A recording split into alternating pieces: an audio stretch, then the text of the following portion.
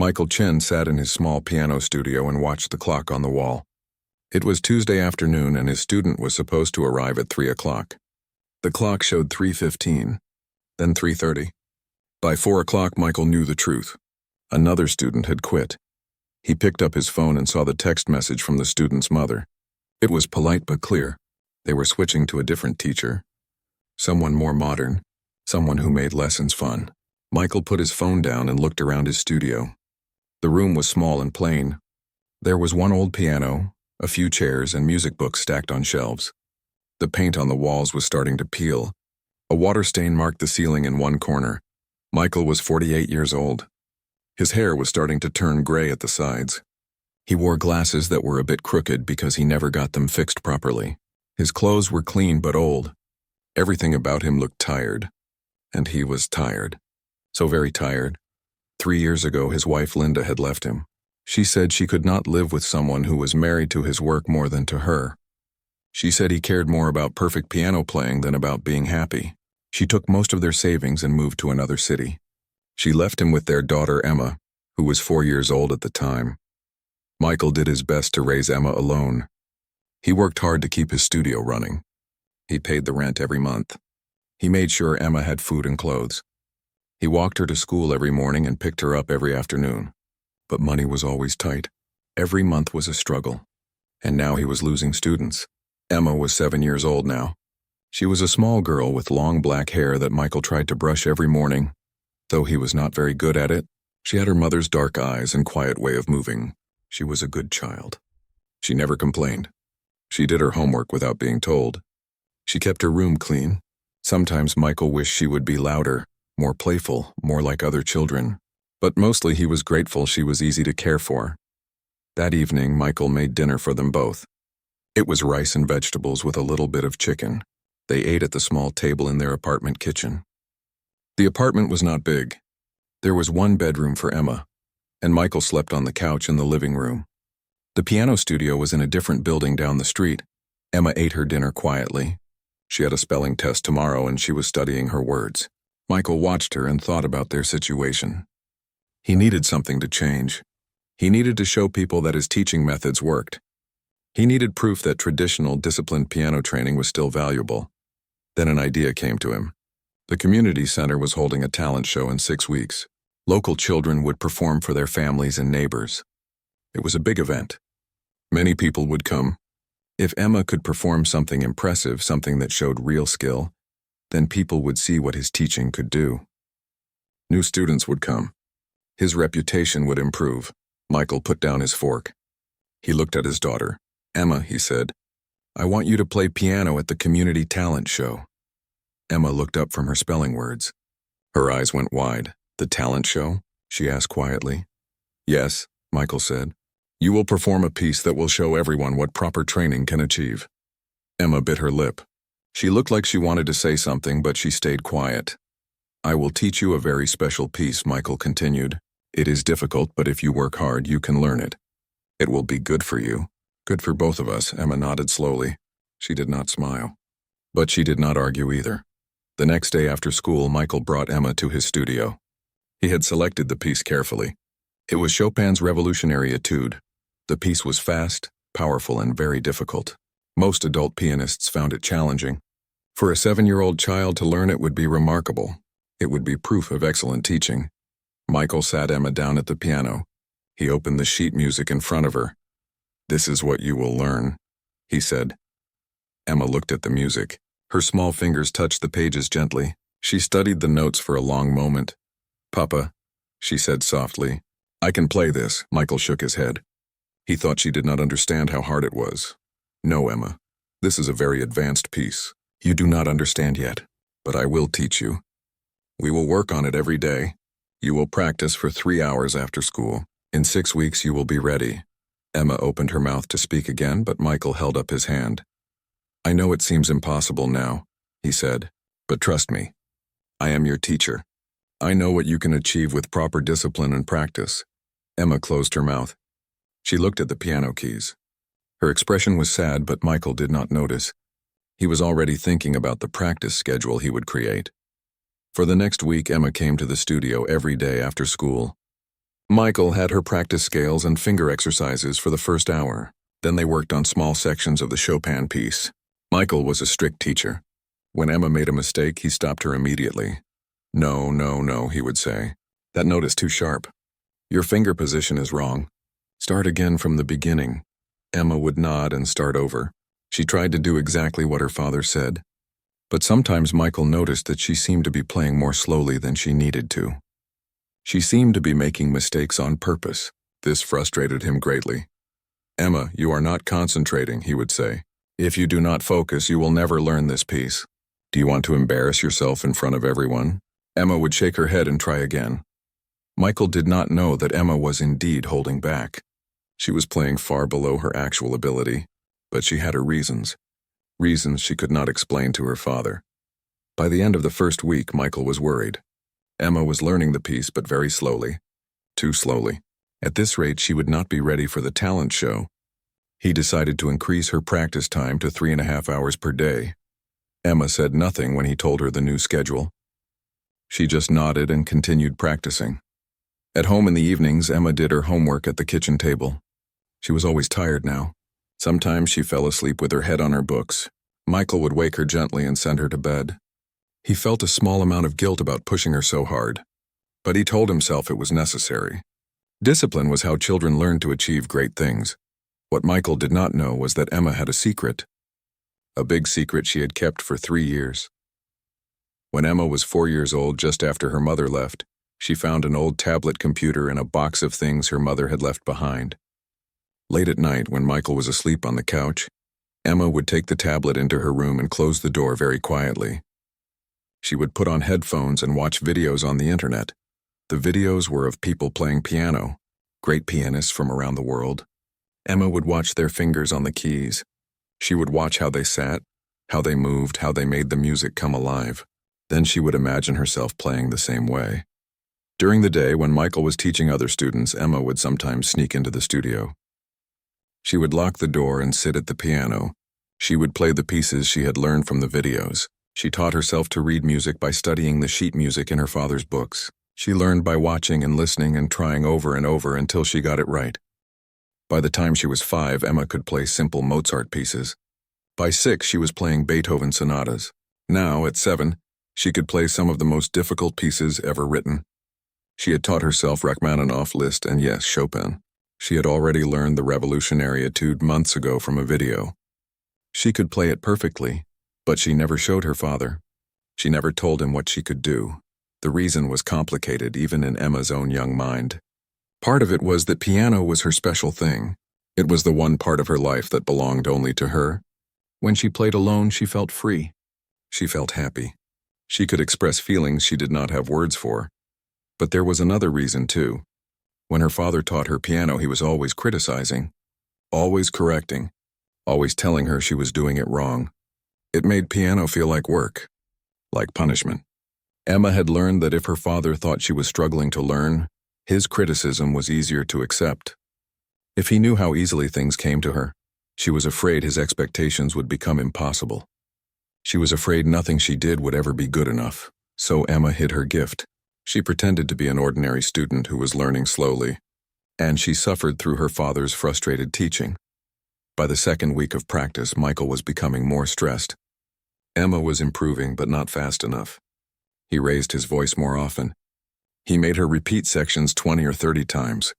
He stopped being patient when she made mistakes. "How can you still not have this part memorized?" he would ask. "I have shown you 10 times. Are you even trying?" Emma would look down at her hands. She would nod. She would say she was sorry. Then she would play it again, still making small mistakes on purpose. Michael started to feel desperate. His reputation depended on Emma's performance. He needed her to be brilliant. He needed people to see what he could teach a child to do. One evening, 2 weeks into the practice schedule, Michael made an announcement at dinner. "Emma," he said, "your birthday is coming up in 4 weeks. You will be 8 years old." Emma nodded. She had almost forgotten about her birthday. "I was planning to have a small party for you," Michael continued. "We would invite a few children from your school. I would buy a cake, but now I'm not sure." Emma looked up at him with worried eyes.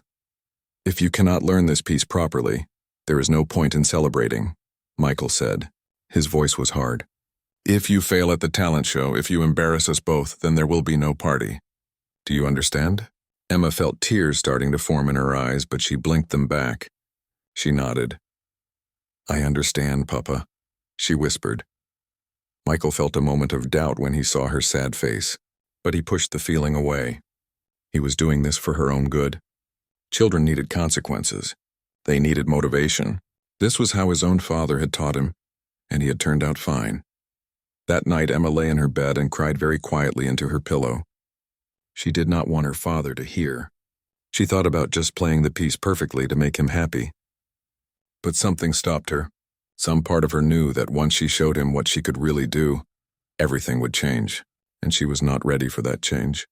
Through the thin walls of their apartment, their neighbor could hear the sound of crying. His name was Mr. Patterson. He was an old man who lived alone. He was 73 years old with white hair and kind eyes. He always smiled at Emma when he saw her in the hallway. What neither Michael nor Emma knew was that Mr. Patterson had been a concert pianist in his younger years. He had performed in great halls around the world.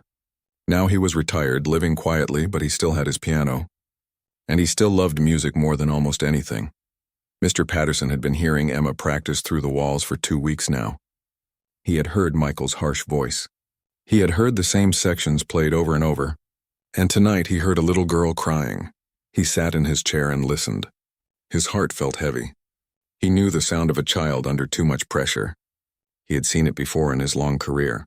Talented children pushed too hard by ambitious parents. It rarely ended well. Mr. Patterson thought about what he should do. Should he mind his own business? Should he say something to Michael? He was not sure yet, but he decided to pay attention, to watch and listen, and to help if the opportunity came. Back in the Chen apartment, Emma finally stopped crying. She wiped her eyes and got out of bed. She took her old tablet from under her mattress where she hid it. She put on her headphones, and she watched a video of Vladimir Horowitz playing Chopin. She watched his fingers dance across the keys. She watched his face show the emotion of the music.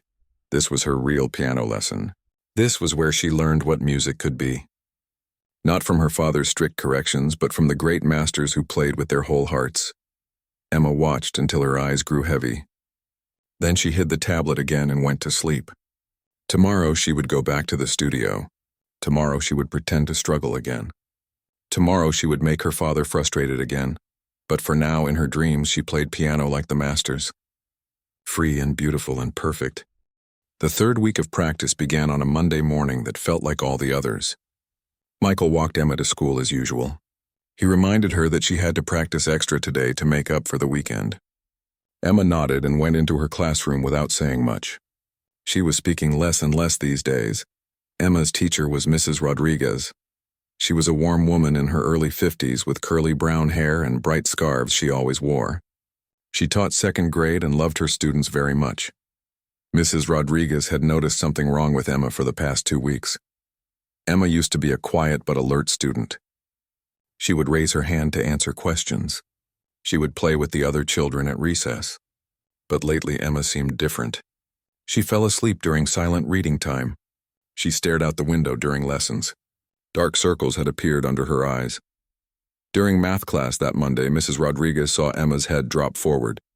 The little girl had fallen asleep right at her desk. Mrs. Rodriguez walked over quietly and gently touched Emma's shoulder. Emma jerked awake, looking scared. "I am sorry, Mrs. Rodriguez," Emma whispered. "I am sorry." "It is okay, sweetheart," Mrs. Rodriguez said softly. "But are you feeling all right? Are you sleeping well at night?" Emma nodded quickly. Too quickly.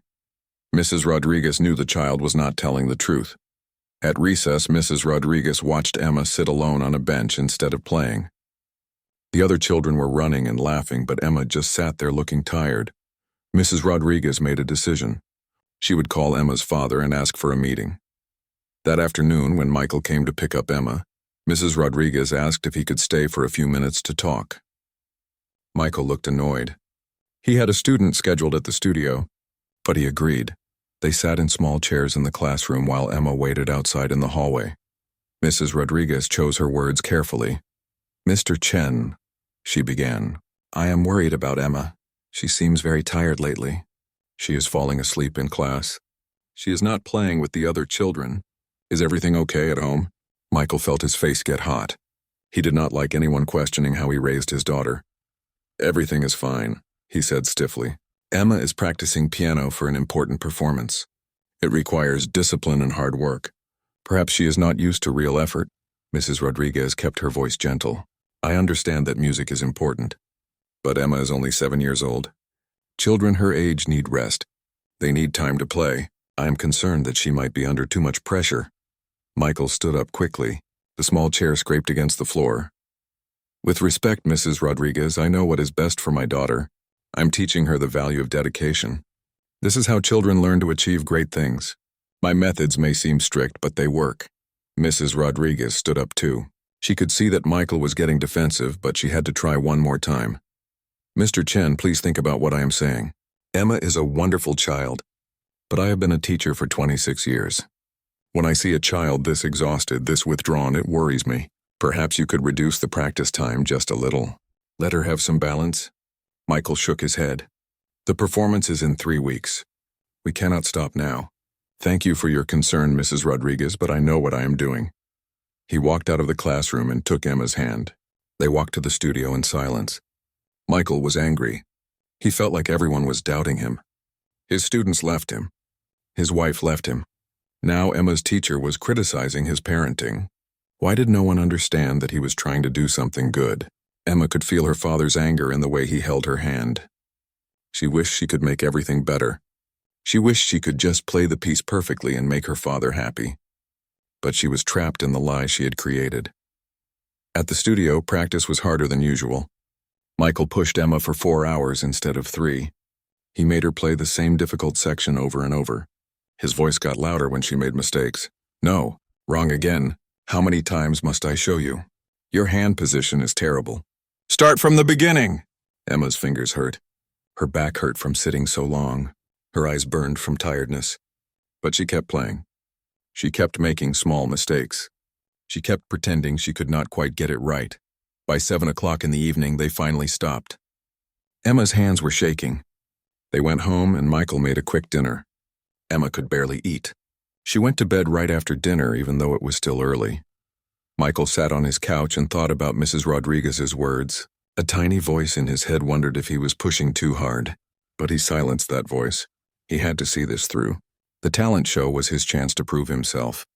Emma would be fine. Children were resilient. What Michael did not know was that Emma did not go straight to sleep. She waited until she heard her father's breathing become slow and steady from the couch. Then she got up very quietly. She took her tablet from its hiding place. She went to the bathroom and locked the door. Emma sat on the bathroom floor with her headphones on. She watched videos of her favorite pianists. She watched them play Chopin, the same piece her father was trying to teach her.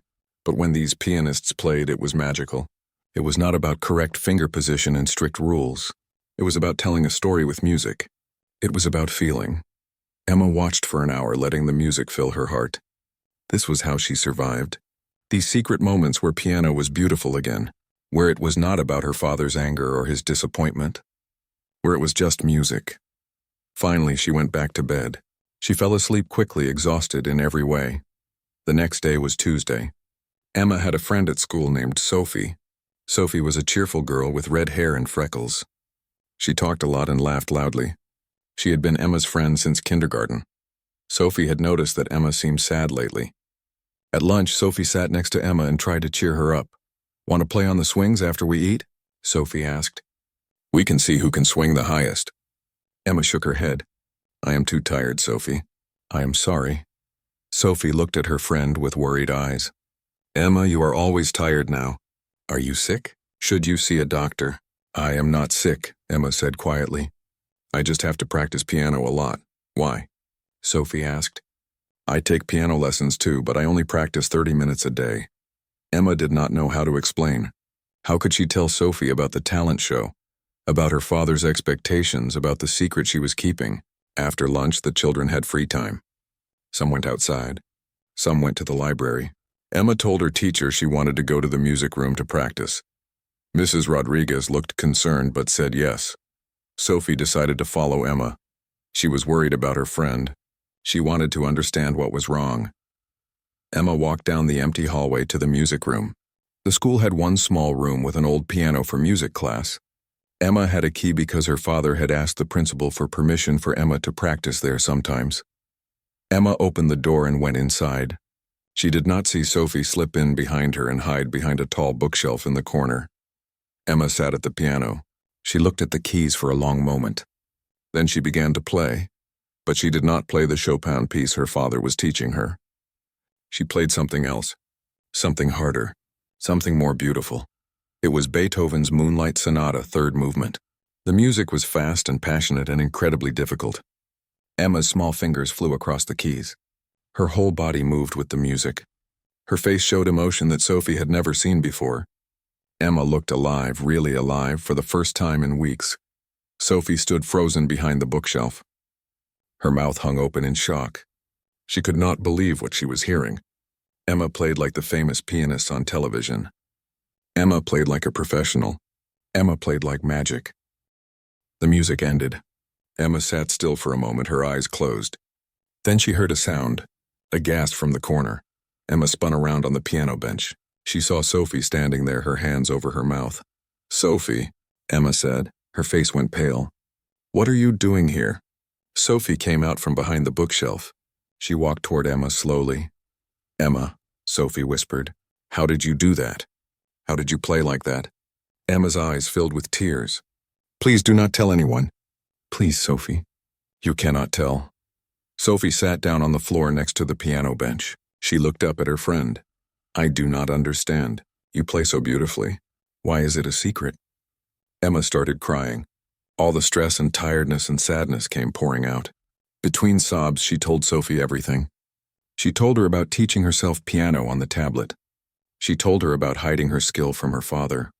She told her about the talent show and the pressure and the threats about her birthday party. Sophie listened to it all. When Emma finished, Sophie took her friend's hand. "Emma, you have to tell your father the truth. He does not know how good you are. If he knew, maybe he would not be so mean." Emma shook her head hard. "No, you do not understand. If he knows the truth, everything will be worse. He will expect me to be perfect all the time. He will push me even harder. Right now, when he criticizes me, I can tell myself he does not know what I can really do. But if he knows and I still cannot make him happy, then I will have nothing left." Sophie did not fully understand, but she could see that Emma truly believed this. She squeezed her friend's hand. "Okay, I will not tell." "But Emma, this is not good. You are so tired. You are so sad. Something has to change." Emma wiped her eyes. "Only 3 more weeks until the talent show. Then it will be over. I just have to survive 3 more weeks." The girls sat together in the quiet music room. Outside, they could hear other children playing and laughing. But in here, there was only sadness and secrets. For the next week, things got worse. Michael became more frustrated with Emma's slow progress. He added more practice time. He took away her free time on weekends. He stopped being gentle even in small ways. Emma became more and more exhausted. She stopped smiling completely. She stopped talking except to answer direct questions. At school, she fell asleep almost every day. At home, she moved like a ghost. Sophie watched her friend with growing worry. She wanted to tell an adult, but she had promised Emma she would keep the secret. Sophie felt torn. What was the right thing to do? At home in the evenings, Mr. Patterson continued to hear everything through the walls. He heard Michael's angry voice. He heard Emma's quiet crying. He heard the piano being played over and over, the same sections repeated endlessly. Mr. Patterson's heart hurt for the little girl. He remembered his own childhood, studying piano under a strict teacher. He remembered the pressure and the fear, but he also remembered his mother, who had protected him and made sure he still loved music despite the difficulty. Emma had no one to protect her. Her father was the source of the pressure. Mr. Patterson wondered if he should interfere, but what right did he have? He was just a neighbor. This was a family matter. Then one night, Mr. Patterson heard something that made him decide to act. It was late, around 10 o'clock. Mr. Patterson was reading in his chair when he heard crying. Not just any crying, but deep, painful sobbing. Emma was crying so hard she could barely breathe. Mr. Patterson got up and walked to his door. He opened it and looked out into the hallway. The sound was coming from the Chen apartment. He could also hear Michael's voice, frustrated and tired. "Emma, go to bed. Stop crying. You are being dramatic. It is just piano practice. Why are you acting like this?" Emma's sobbing continued. She tried to talk through the tears. "Papa, I'm so tired. Please, can I have just one day to rest? Just one day?" "No," Michael said. "We cannot waste time. The show is in 2 weeks. If you had been practicing properly, we would not be in this situation. Now go to bed. We will practice longer tomorrow to make up for tonight." Mr. Patterson heard a door close. Emma's crying became muffled. Michael's footsteps moved toward the living room. Mr. Patterson stood in his doorway for a long time. He made his decision. Tomorrow he would knock on the Chen's door. He would offer to help. He had to do something before this situation broke that little girl completely. The next morning, Mr. Patterson waited until he heard Michael and Emma leave for school.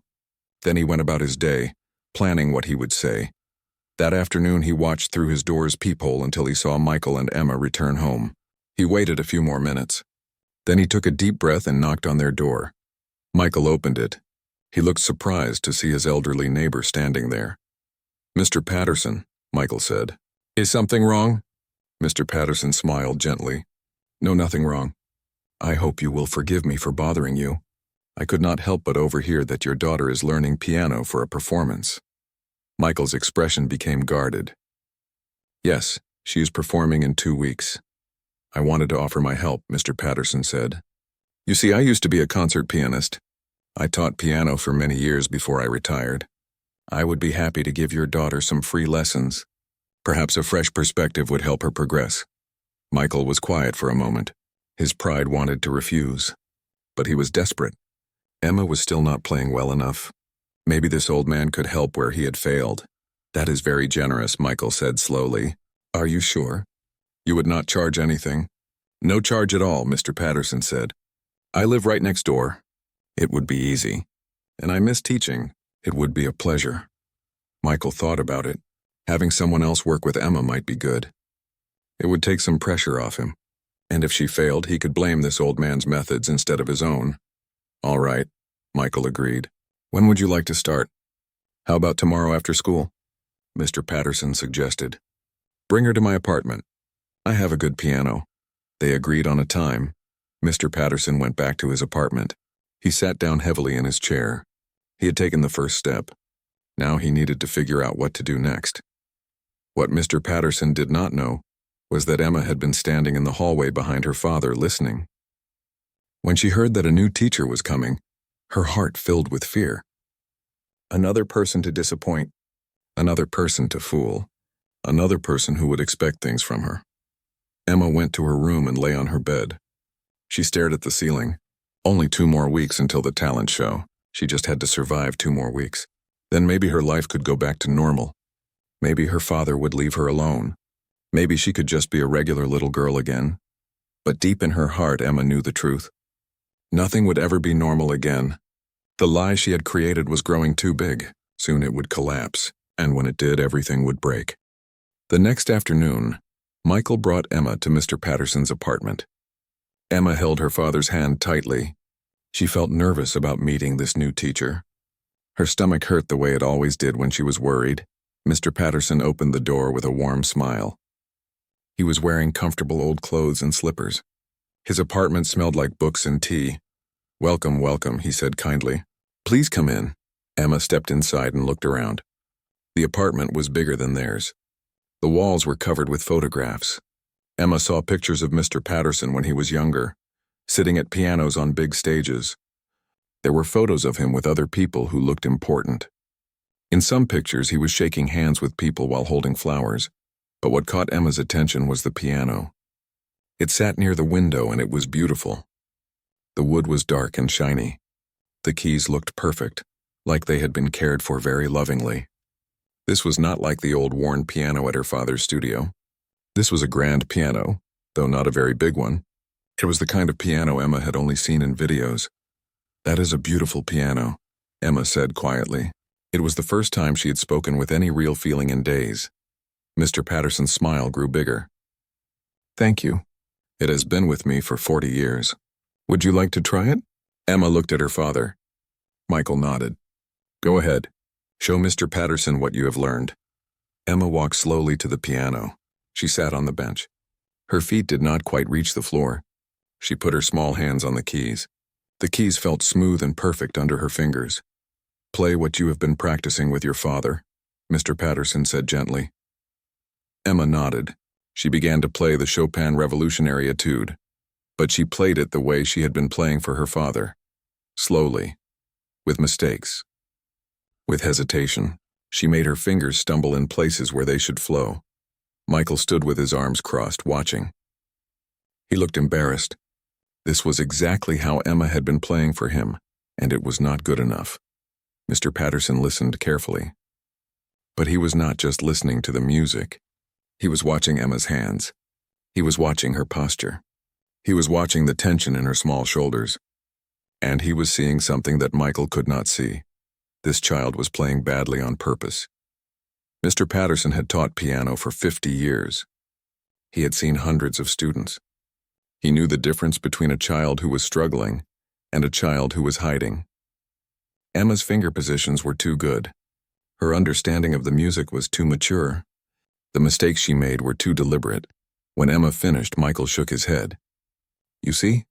This is how she has been playing. I do not know what to do anymore. Mr. Patterson nodded slowly. I see. Mr. Chen, would you mind if I work with Emma alone? Sometimes children perform better without parents watching. It is very common. Michael looked uncertain. I suppose that would be all right. When should I come back? Give us 1 hour, Mr. Patterson said. I think that will be enough for today, Michael agreed. He told Emma to behave and to listen carefully to Mr. Patterson. Then he left. The apartment became very quiet. Emma sat at the piano looking down at her hands. She felt afraid. She did not know what this old man wanted from her. Mr. Patterson pulled a chair close to the piano.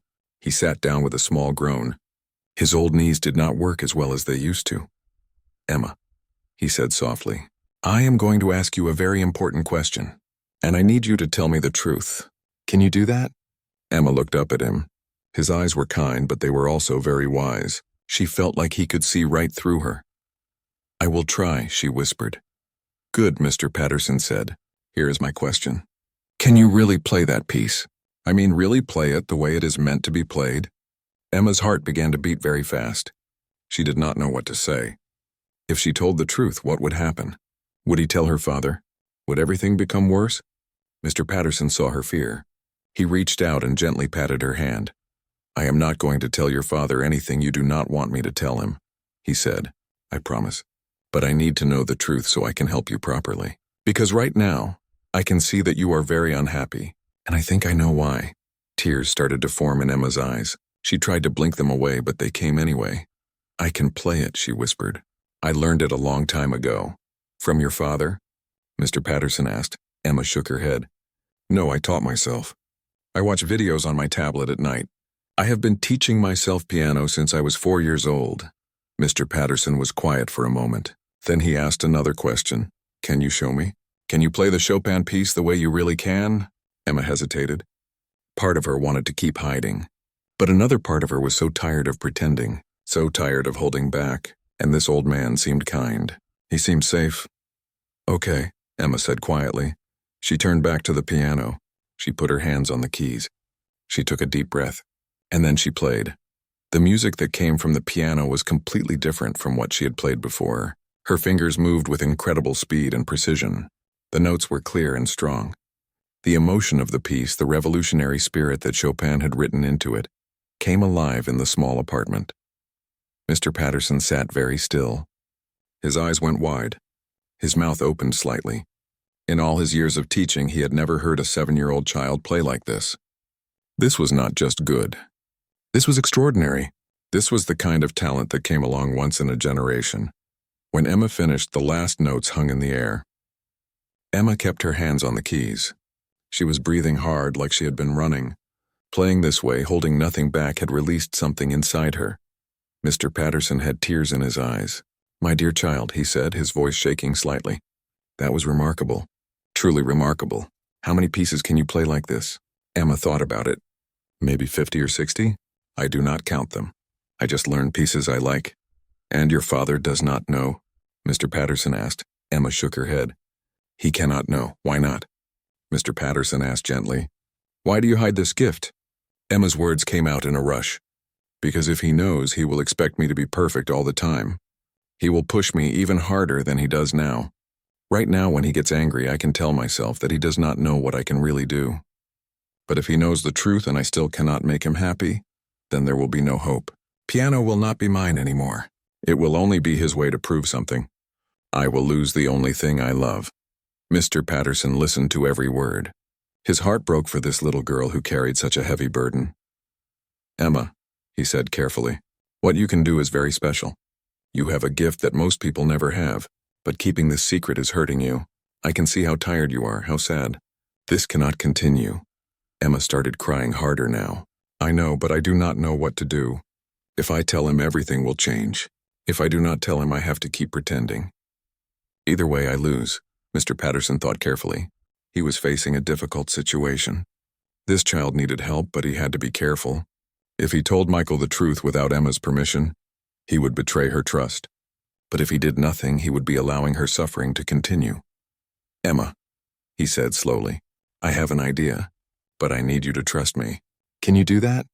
Emma wiped her eyes. What is your idea? In 3 days, your father will bring you here again for another lesson. On that day, I would like you to show him the truth. I would like you to play for him the way you really can play.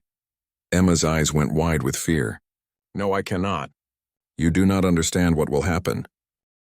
Mr. Patterson held up his hand. Listen to me. I will be here with you. I will make sure you are safe. And Emma, I truly believe that keeping the secret is worse than telling the truth. Your father needs to see who you really are. He needs to understand what he is doing to you. Right now he thinks he is helping you. He does not know he is hurting you. But what if it makes everything worse? Emma asked. Her voice was small and frightened. It might, Mr. Patterson said honestly. I cannot promise that everything will be easy. But I can promise that I will not let him hurt you. And I can promise that living with this secret is already destroying you. You are 7 years old. You should be playing with friends and laughing and being happy. Instead, you are exhausted and sad. This has to stop. Emma was quiet for a long time. She thought about what Mr. Patterson was saying. Part of her knew he was right. The secret was too heavy. She could not carry it anymore. But she was so afraid of what would happen when the truth came out. Finally, she asked, what if he hates me? What if he is angry that I lied to him? Mr. Patterson moved his chair closer. He looked into Emma's eyes. Your father loves you, Emma. I am sure of that. He is making mistakes, big mistakes, but he loves you. When he sees the truth, he will have to face those mistakes. That will be hard for him. He might be angry at first. He might be confused. But eventually, I believe he will understand, and things will get better. Do you really think so? Emma asked. I do, Mr. Patterson said. And Emma, I will help you. I will be there. You will not face this alone. Emma thought about her options. She could keep pretending for 2 more weeks until the talent show. But Mr. Patterson was right. She was so tired, so very tired. Maybe it was time to stop hiding. Okay, Emma said quietly. I will do it. In 3 days, I will show my father the truth. Mr. Patterson smiled and patted her hand. You are very brave. Now let us talk about something else. Tell me, what other pieces do you know? What do you love to play? For the next 30 minutes, Emma talked about music with Mr. Patterson. She told him about the pianists she watched on her tablet. She told him about the pieces that made her cry and the pieces that made her feel strong. She talked about how music felt like colors in her mind, how different composers painted with different emotions. Mr. Patterson listened with wonder. This child did not just have technical skill. She had a deep, mature understanding of music. She felt it in her soul. This was not something that could be taught. This was a true gift. When Michael came back to pick up Emma, Mr. Patterson met him at the door. How did it go? Michael asked. Very interesting, Mr. Patterson said carefully. Emma has potential. I would like to work with her again. Can you bring her back in 3 days? Of course, Michael said. Did she play better for you? We will see progress, Mr. Patterson said. It was not a lie, but it was not the whole truth either. I want to do something special in 3 days. A progress assessment, if you will. I would like you to stay and watch. Michael looked surprised. Usually you said parents should not watch. This time will be different, Mr. Patterson said. Trust me. I think you will want to see this, Michael agreed, though he looked confused. He took Emma's hand and they left. As they walked home, Michael asked Emma how the lesson went. Emma said it was good. She did not say anything else. She was thinking about what would happen in 3 days. She was terrified, but also something else. She was maybe a little bit hopeful. That night, Emma lay in bed and thought about Mr. Patterson. He seemed to really understand. He seemed to really care about her, not about proving something or impressing people. Just about her. Maybe he was right. Maybe telling the truth was the only way forward. For the next 3 days, Emma continued her regular practice with her father. She still pretended to struggle, but now she knew it would end soon. That made it a little bit easier to endure. Michael noticed that Emma seemed slightly less sad. He thought maybe Mr. Patterson's teaching was helping somehow. He felt hopeful that things were improving. Sophie noticed at school that Emma looked different too. Not happy exactly, but less hopeless. At lunch, Emma told Sophie what was going to happen. "I am going to tell my father the truth," Emma said, "in 3 days. I am so scared, Sophie." Sophie hugged her friend. "I will be thinking about you. It will be okay. It has to be." Emma hoped Sophie was right. Mr. Patterson spent the 3 days preparing. He thought carefully about how to handle the situation. He knew that when Michael saw the truth, the man would go through many emotions. Shock, confusion, anger, shame. Mr. Patterson had to be ready to guide them through it. On the night before the big day, Mr. Patterson could not sleep well. He worried he was doing the right thing. He worried he might make things worse for Emma. But he also knew that something had to change. That poor child could not continue as she was. Emma also could not sleep that night. She lay in her bed staring at the ceiling. Tomorrow her secret would be revealed. Tomorrow her father would see who she really was. She did not know if she was ready. But it was too late to go back now. Tomorrow everything would change. The day arrived. Emma woke up early with her stomach in knots. She could not eat breakfast. Michael thought she was just nervous about the lesson, which was true, but not in the way he imagined. At school, Emma could not concentrate on anything. Mrs. Rodriguez asked her twice if she was feeling well. Emma just nodded and tried to focus, but her mind was somewhere else. It was thinking about the afternoon, about what would happen, about her father's face when he saw the truth. Sophie sat with Emma at lunch. She held her friend's hand under the table. "You can do this," Sophie whispered. "Just remember, you are not doing anything wrong. You are just showing who you really are." Emma nodded, but she still felt sick with fear. The school day finally ended. Michael picked Emma up as usual. They walked to Mr. Patterson's apartment together. Michael talked about how the talent show was only 10 days away now. He said he hoped Mr. Patterson's lessons were helping. He said that maybe, just maybe, Emma would be ready in time. Emma walked beside him silently. Each step felt heavy, like her shoes were made of stone. They arrived at Mr. Patterson's door. Michael knocked. Mr. Patterson opened it with a gentle smile, but his eyes were serious. He knew what was about to happen would change everything. Come in, Mr. Patterson said. "Please, Mr. Chen, have a seat here by the window. Emma, you know where the piano is." Michael sat down in the chair Mr. Patterson indicated. He looked curious about why he was being asked to stay today. Emma walked slowly to the piano. Her legs felt shaky. Mr. Patterson stood beside the piano. He looked at Emma with encouraging eyes. He gave her a small nod. It was time. "Mr. Chen," Mr. Patterson began, "I asked you to be here today because I need to show you something very important about your daughter." Michael leaned forward in his chair. "What is it? Has she improved?" "She has not improved," Mr. Patterson said carefully, "because she did not need to improve. She already knew how to play." Michael looked confused. "What do you mean? She has been struggling with this piece for weeks." "No," Mr. Patterson said gently. "She has been pretending to struggle." "Emma, would you like to explain, or shall I?" Emma looked at her father. His face showed complete confusion. She took a deep breath. Her voice came out very quietly. "Papa, I already know how to play piano. I taught myself. I have been able to play for 3 years. Michael stared at her. He opened his mouth, then closed it. He looked like someone had spoken to him in a foreign language. "That is impossible," he finally said. "You are 7 years old. No one teaches themselves piano at age 4. Emma did," Mr. Patterson said, "and not just simple pieces. Emma, why don't you show your father what you can do?" Emma turned to face the piano. Her hands were shaking. She put them on the keys and they steadied. Music always steadied her. She began to play. But she did not play the Chopin Revolutionary Etude that her father had been teaching her. Instead, she played something much harder. She played Liszt's La Campanella. The music filled the apartment. It was fast, complex, and breathtakingly difficult. Emma's small hands moved across the keys with perfect precision. Her fingers jumped and flew. The melody was like bells ringing, beautiful and clear and pure. Michael sat frozen in his chair. His eyes were huge. His mouth hung open. He looked like he was seeing a ghost. When Emma finished La Campanella, she immediately began another piece, Rachmaninoff's Prelude in C-sharp minor. This piece was dark and powerful. Emma played it with deep emotion, her whole body moving with the music. The sad, beautiful notes seemed to express everything she had been feeling for weeks. All the fear, all the exhaustion, all the loneliness.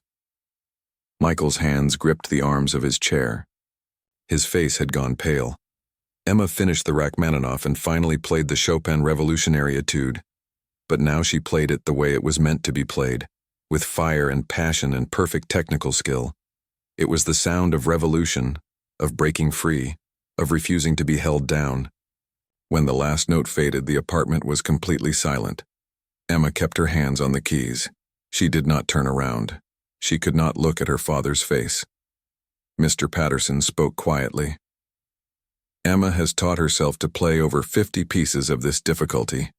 She watches videos online and learns by observation and practice. She has been doing this since she was 4 years old. She has an extraordinary gift, Mr. Chen. Perhaps one of the greatest natural talents I have ever witnessed in my 50 years of teaching." Michael still had not moved. He sat in the chair staring at his daughter's back. His mind was trying to process what he had just seen and heard. It did not make sense. How had he not known? How had he lived with this child for 7 years and never seen this? Finally, Michael spoke. His voice sounded strange, hollow. "How long?" he asked. "How long have you been hiding this from me?" Emma slowly turned around on the piano bench. Tears were running down her face. 3 years, she whispered. "Since I was 4. Why?" Michael's voice was getting louder. "Why would you hide something like this? Why would you let me teach you things you already knew? Why would you let me think you were struggling?" Emma flinched at his raised voice. She looked down at her hands. "I was afraid," she said quietly. "Afraid? Afraid of what?" Michael stood up from his chair. He was breathing hard. His face was red. Mr. Patterson stepped forward. "Mr. Chen, please stay calm. This is difficult for everyone, but we need to talk about this rationally." Michael ignored him. He was staring at Emma with a mixture of emotions on his face. Shock, confusion, hurt, and anger all swirled together. "You made me look like a fool," Michael said. His voice was shaking. "You pretended you could not play. You let me criticize you. You let me push you and get frustrated with you. And all this time you could already play better than most of my adult students. Why, Emma? Why would you do this to me?" Emma was crying harder now. "Because I knew if you found out you would take it away from me. You would make it about you. About proving you are a good teacher, about impressing people. Piano is mine. It is the only thing that is mine, and I wanted to keep it." Michael stepped back like he had been hit. "Take it away from you. I am your father. I have been trying to help you." "No," Emma cried out. "You have been trying to help yourself. You do not care if I am happy. You only care if I make you look good. That is why you wanted me to play at the talent show. Not for me. For you." Michael opened his mouth, but no words came out.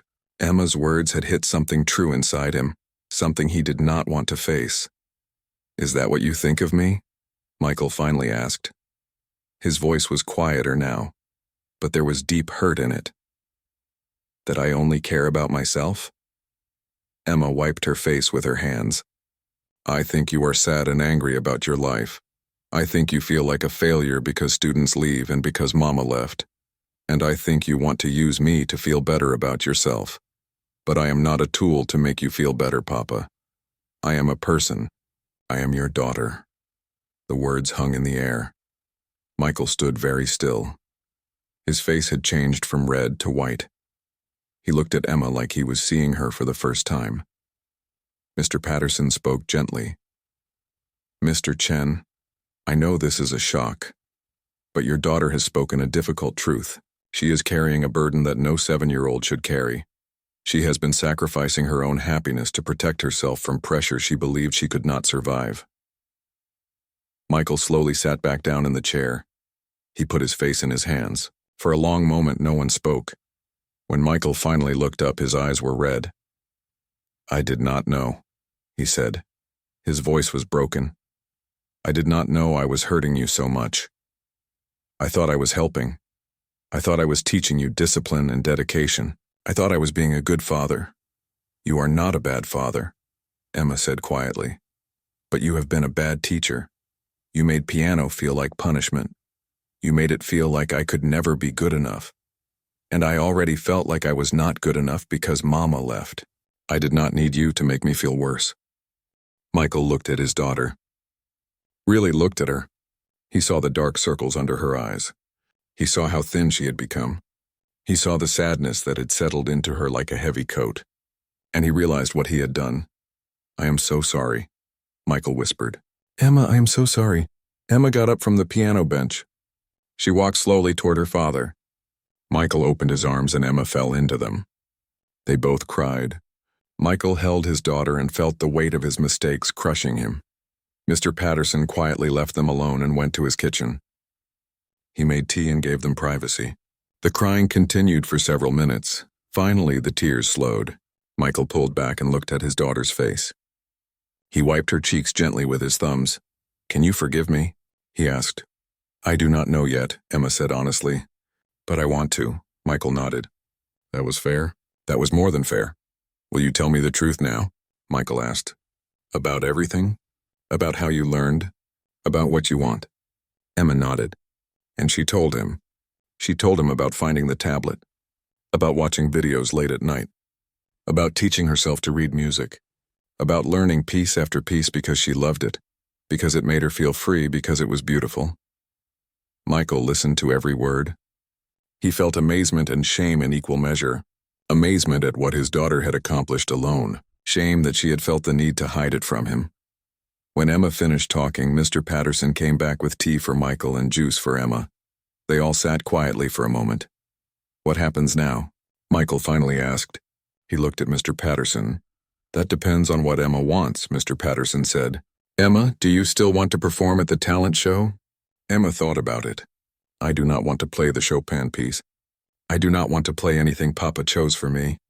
But I think I would like to play something I choose, something that means something to me. What would you choose? Michael asked quietly. Emma thought carefully. I want to play something I made up myself. I have been trying to write my own music. It is not very good yet, but it is mine. It tells my story. Michael looked surprised. You compose music too? Emma nodded shyly. A little bit. I have written 3 short pieces. May I hear one? Michael asked. His voice was gentle now, not demanding. Asking, not telling. Emma looked at Mr. Patterson. He nodded encouragingly. Emma went back to the piano. She played a short piece, maybe 2 minutes long.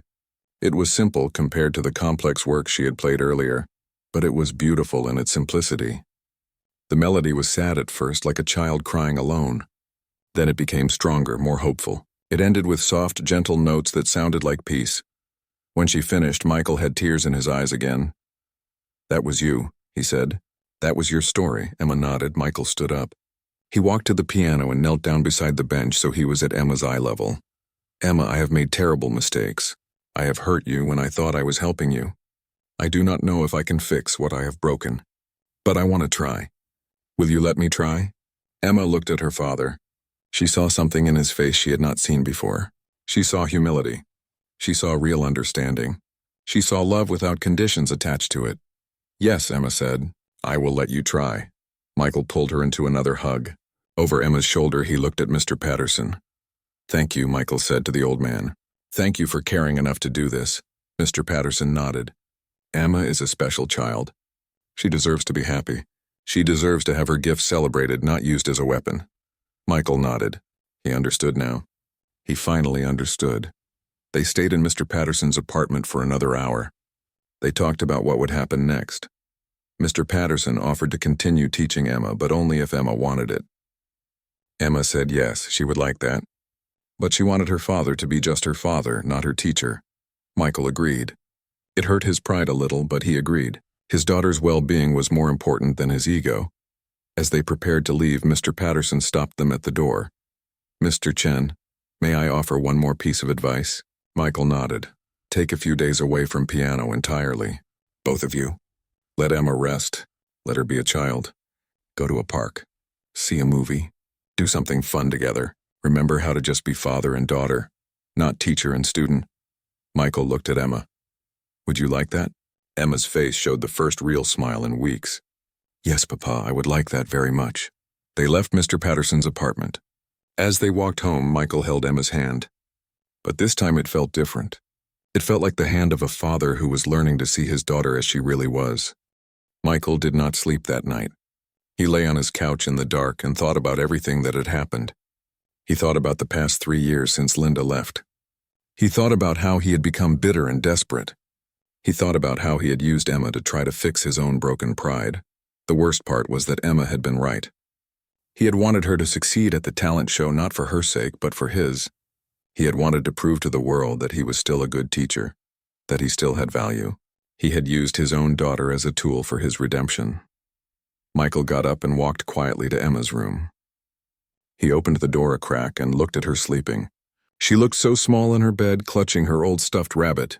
She was just a little girl, just 7 years old, and he had put the weight of his failures on her shoulders. He closed the door quietly and went back to the couch. He made a decision. Things had to change, not just with piano but with everything. He had to become the father Emma deserved, not the father he had been. The next morning, Michael woke Emma gently. She looked surprised. Usually, he pulled her blankets off and told her to get up quickly because they had a schedule to keep. "Good morning, Emma," he said softly. "I made you breakfast, pancakes." Emma sat up in bed. "Pancakes? But it is a school day. We never have time for pancakes on school days." "We have time today," Michael said. "Come eat while they are warm." They ate breakfast together. Michael asked Emma about her friends at school. He asked about her favorite subjects. He realized with shame that he had not asked her these normal questions in months. He had been so focused on piano that he had stopped seeing the rest of her life. Emma answered carefully at first, like she was not sure this new version of her father was real. But slowly she began to talk more. She told him about Sophie, her best friend. She told him about the books she was reading. She told him about the art project she was working on in class. Michael listened to every word. He realized how much he had missed. He had been living with his daughter but not really knowing her. That evening, Michael made another decision. He called the community center and withdrew Emma from the talent show. The woman on the phone sounded disappointed, but Michael was firm. Emma would not be performing. When he told Emma, she looked relieved and surprised at the same time. "Really?" she asked. "I do not have to do it?" "Really," Michael said. "You never had to do it, Emma. I was wrong to force you. If you want to perform someday, it should be because you want to, not because I need you to." Emma hugged her father tightly. "Thank you, Papa." Over the next few days, things were different in the Chen household. Michael still went to his studio to teach his few remaining students, but he stopped making Emma practice. He stopped pushing her. He stopped making piano the center of everything. Instead, they did normal things. They went to the park and Emma played on the swings. They went to the library and Emma picked out books she wanted to read. They watched a movie together and ate popcorn. These were simple things, things that normal families did, but they had not done them in years. Emma began to look different. The dark circles under her eyes started to fade. She smiled more. She laughed sometimes. She started to look like a child again instead of a tired little adult. 1 week after the truth had been revealed, Emma asked her father something. "Papa, can I go to Mr. Patterson's apartment? Not for a lesson. Just to visit?" Michael felt a small flash of old jealousy, but he pushed it down. "Of course. Would you like me to come with you?" Emma thought about it. "No, I think I would like to go alone. Is that okay?" Michael nodded. "That is fine. Be back before dinner." Emma went next door and knocked on Mr. Patterson's door. The old man opened it with a warm smile. "Emma, what a lovely surprise." Come in." Emma went inside. She stood in the middle of the living room looking at the beautiful piano by the window. "Mr. Patterson, may I play?" she asked. "Not for a lesson. Just to play?" "Of course," he said. "The piano is always available for you." Emma sat at the piano. She thought about what she wanted to play. Then she began. She played Bach, Mozart, Beethoven. She played Chopin and Rachmaninoff and Debussy. She played for 2 hours, moving from piece to piece, letting the music flow through her. Mr. Patterson sat in his chair and listened. He did not interrupt. He did not correct. He just let her play, and he saw something beautiful. Emma was playing with pure joy. No fear, no pressure, no pretending. Just a child making beautiful music because she loved it. When Emma finally stopped, her face was glowing. "That was wonderful," she said. "I had forgotten how good it feels to just play." Mr. Patterson smiled. "That is what music should be, Emma. Always. It should be joy, not burden." They talked for a while about music and life. Mr. Patterson told Emma stories about his years as a concert pianist. Emma listened with wide eyes. She asked questions about performing, about traveling, about what it felt like to play for thousands of people. "It was magical," Mr. Patterson said. "But you know what I loved most? The small moments. Playing for one person who really listened. Playing for children who had never heard classical music before. Playing just for myself alone because the music needed to come out." Emma nodded. She understood exactly what he meant. Before Emma left, Mr. Patterson said something important. "Emma, you have a gift. A real gift. Someday, when you are ready, you may want to share it with the world. Or you may want to keep it just for yourself. Both choices are valid. But promise me one thing. Promise me you will never let anyone, not even your father, take the joy of music away from you again." "I promise," Emma said. At school, things were better too. Mrs. Rodriguez noticed the change in Emma immediately. The little girl was engaged in class again. She played with friends at recess. She looked healthy and happy. One day, Mrs. Rodriguez pulled Michael aside after school. "Mr. Chen, I do not know what changed, but thank you. Emma seems like herself again." Michael felt shame and gratitude at the same time. "I made mistakes," he said quietly. "I am trying to do better." Mrs. Rodriguez nodded with understanding. "That is all any parent can do. Keep trying." Sophie was thrilled to have her friend back. The two girls played together every day at recess. Emma told Sophie everything that had happened. Sophie hugged her friend and said she was proud of her for being brave enough to tell the truth. 2 weeks after the revelation, Mr. Patterson officially became Emma's piano teacher. But these lessons were nothing like the ones with her father had been. Mr. Patterson taught Emma about music theory and history. He taught her about different composers and styles.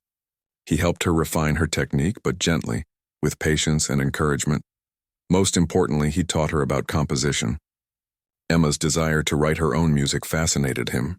He showed her how to structure pieces, how to develop melodies, how to create harmony. Emma soaked up every lesson like a sponge. Emma worked on her original composition, the one she had played for her father. With Mr. Patterson's guidance, she made it longer and more complex. She added layers of meaning to it. The piece became a story of pain and healing, of hiding and being found, of losing joy and finding it again. Michael listened through the apartment walls as Emma practiced at Mr. Patterson's piano. Sometimes the music made him cry. He could hear his daughter's soul in those notes. He could hear everything she had been through. And he could hear hope in the final measures. One evening, Emma came home from Mr. Patterson's apartment and found her father sitting at the kitchen table with papers spread out in front of him. "Papa, what are you doing?" she asked. Michael looked up. "I am looking for a new job." Emma's eyes went wide. "You are closing your studio?" Michael nodded. "I have been thinking about it for a while. The truth is, Emma, I have not been happy as a piano teacher for a long time. I became bitter. I put too much pressure on my students. I made music feel like a chore instead of a joy. That is not good teaching. What will you do instead? Emma asked. There is a music store downtown that needs a manager, Michael said. It is a steady job with steady pay. I can help people find instruments and music. I can still be around music without the pressure of teaching. I think it might be good for me. Good for us. Emma came and sat next to her father. Will you be happy? Michael smiled a little sadly. I do not know yet. But I think I will be happier than I have been. And Emma, this means we will not struggle with money as much. I can buy you new shoes when you need them. We can have treats sometimes. We can live a little easier. Emma put her small hand on her father's arm. I do not need treats, Papa. I just need you to be okay. I want you to be happy too. Michael felt tears in his eyes again. He seemed to cry a lot these days. But these tears felt different from the bitter tears he had cried before.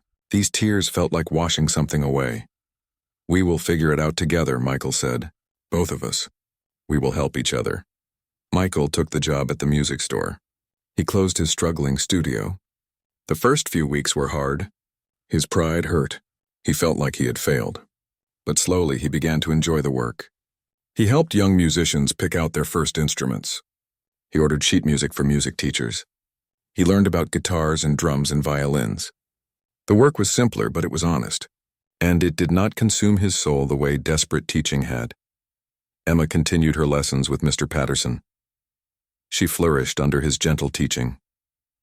Her technical skills grew even stronger. Her compositions became more sophisticated. But most importantly, she remained joyful. Piano was still hers, still her special place of freedom. 1 month after everything changed, Emma finished her composition. She played it for Mr. Patterson first. When she finished, the old man had tears streaming down his face. Emma, that is extraordinary. You have created something truly beautiful, something meaningful. Emma smiled. I want to play it for Papa. Do you think he would want to hear it? I know he would, Mr. Patterson said. That evening, Emma asked her father to come to Mr. Patterson's apartment. Michael was confused but agreed. When they arrived, Mr. Patterson had arranged chairs for a small audience. Michael sat down, still uncertain what was happening. Emma sat at the piano. She looked at her father. Papa, I wrote this piece about us, about everything that happened. I want you to hear it, Emma began to play. The piece started with dark, heavy notes. They represented pain and pressure and loneliness. Michael listened and heard his own harsh voice in those notes. He heard Emma's tears. He heard the weight of impossible expectations. Then the music changed. There was a moment of shattering, of breaking. The melody fractured. But from the broken pieces, something new began to emerge. The notes became softer, searching. They found each other and began to build something different. Something gentler. The piece moved through phases. Confusion, understanding, forgiveness.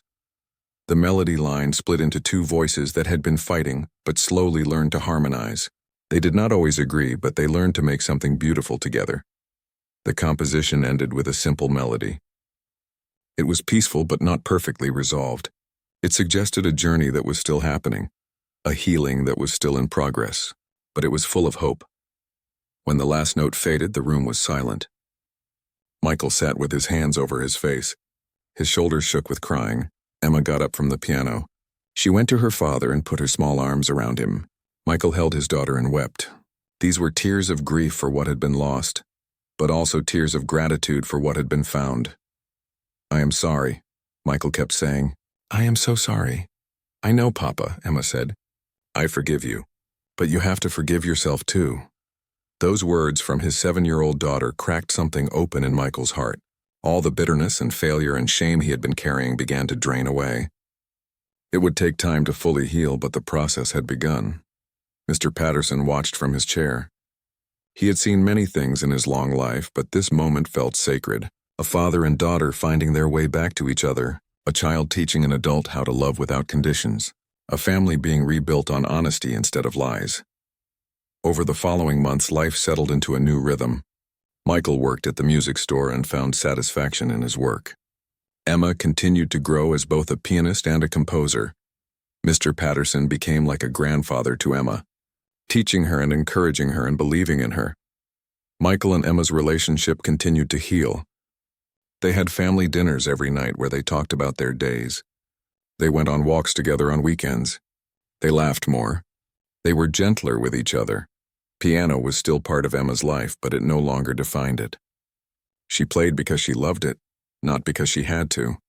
She performed occasionally at small recitals Mr. Patterson organized, playing pieces she chose herself. She was building a collection of original compositions that told stories of growth and change and hope. Sometimes Michael listened to Emma practice and felt sadness about what he had almost destroyed. But more often he felt grateful for the second chance he had been given.